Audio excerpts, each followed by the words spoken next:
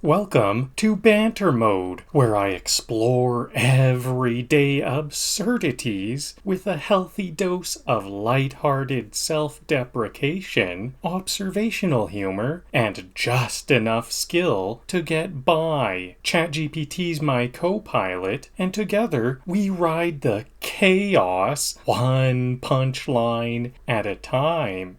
Today, I'm squaring off against Goopy Le Grande, a sentient blob of regret who bounces like he's trying to impress gravity. He punches, he questions his existence mid-fight, and eventually dies only to continue fighting as his own tombstone, which honestly feels like a mood. So grab your parry timing, warm up your duck reflexes, and prepare to witness the world's angriest blueberry ruin my day in 3 increasingly ridiculous forms. Let's get oozy. Goopy's got the vertical leap of a motivational speaker on espresso. If Jell-O had unresolved issues, it'd be this guy. Every bounce is a cry for attention and possibly therapy. I dodge, he bounces. We're basically in a toxic relationship. If kinetic energy had anxiety, it'd move just like that. Sir, this is a boss fight, not a trampoline house. Is this Cuphead or Dance Dance Evolution? I didn't expect a bouncer, especially one made of literal goo.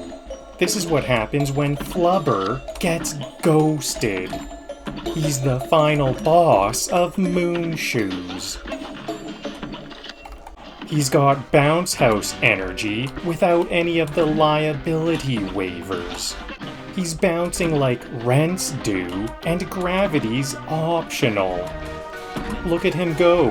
He's the blob equivalent of a skipped rock. Goopy's bounce pattern is less strategy and more sugar rush. Parrying your midlife crisis, like, am I still valid? Yeah, for now, buddy. These aren't questions, they're regrets trying to land. Every question mark is a failed existential essay. These are the questions that keep Goopy up at night. If I parry enough, maybe I'll unlock the meaning of life. Who throws punctuation in a fight? Goopy, apparently. This boss comes with pop quizzes. Love that for me. A+ for effort, Goopy. F- for sentence structure. Welcome to Cuphead, where punctuation hurts. I came for a boss fight, not a pop quiz from hell. I see your question marks and raise you a well-timed slap. Plot twist, the real boss is grammar.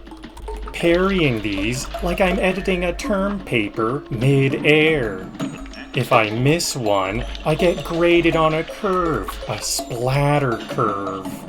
He's not transforming, he's just really bad at asking for help. The glove is compensating for emotional instability. Nothing says I'm overcompensating like a spring-loaded haymaker.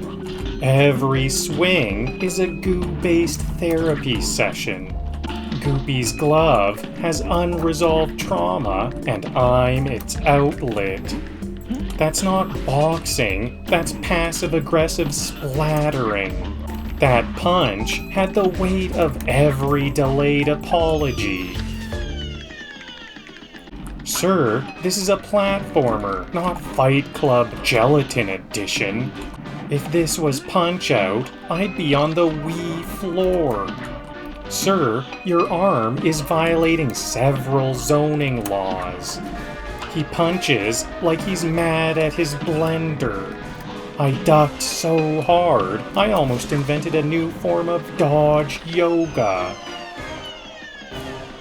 He's got a glove the size of my student debt. Goopy, did you train with Mike Tyson's smoothie? I duck, therefore I dodge. Philosophy in motion.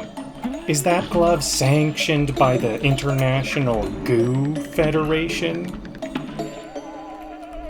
That tombstone's got the emotional range of a haunted fridge. The floor is grief and Goopy's riding it.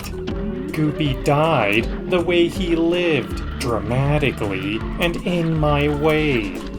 I see you've chosen active haunting as your death style. This tombstone needs to chill. You're dead, not late for work. Even in death, he slides into my DMs. Disastrous movement.